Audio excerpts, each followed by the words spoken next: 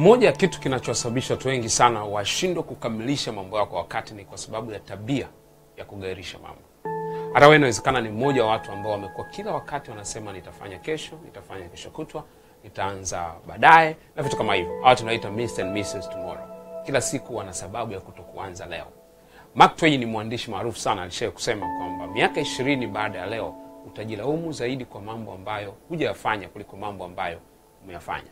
Na hii imethibitishwa na watu wengi sana, ikiwemo Bronnie Ware, nesi ambaye alikuwa anawaangalia watu walikuwa na terminal illness, magonjwa yale ambayo hayatibiki kwa miaka mingi sana. Na baada ya miaka 20 aliandika kitabu chake cha Regrets of Life au majuto ya kifo. Na watu wengi walikuwa wanasema natamani ningefanya, natamani.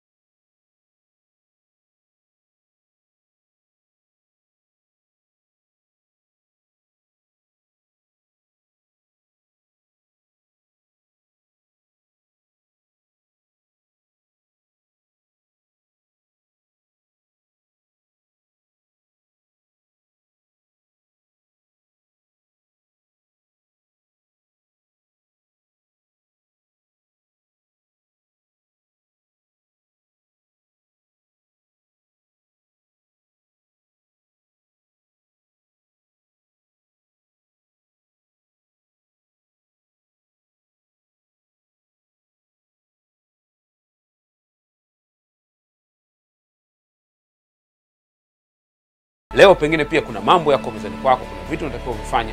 Tumia kanuni ya dakika 2. Hebu jaribu kujiuliza katika mambo unatakiwa unayafanya leo. Na mambo ambayo unaweza kuyafanya ndani ya dakika 2. Ndio unaweza kuyafanya ndani ya dakika 2.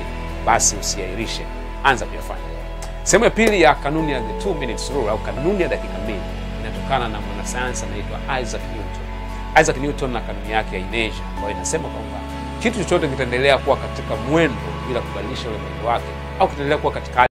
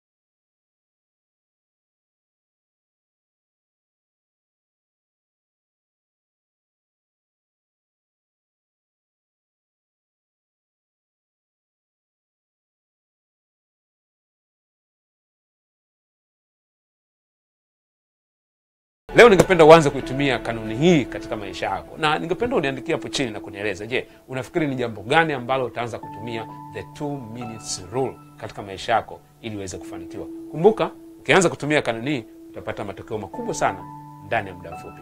Niachie comment yako na mimi nitakufuatilia nikusaidie zaidi. See you at the top.